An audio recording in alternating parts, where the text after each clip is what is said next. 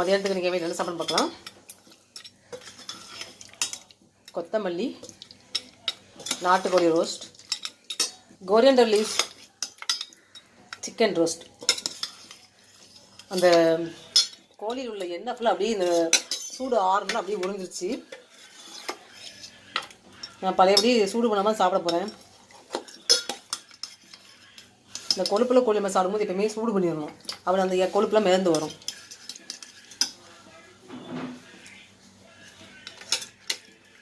அப்படியே சாதத்தில் போட்டு பிசைஞ்சு சாப்பிட வேண்டியதான்.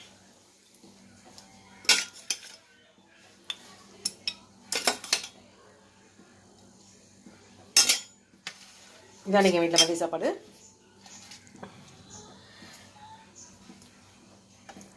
இந்த கொத்தமல்லி போடுறதுனால நமக்கு வந்து ரெட் கலரில் வராது, சக்கச்சவேன்னு வராது. அதான் இந்த கலரில் இருக்குது.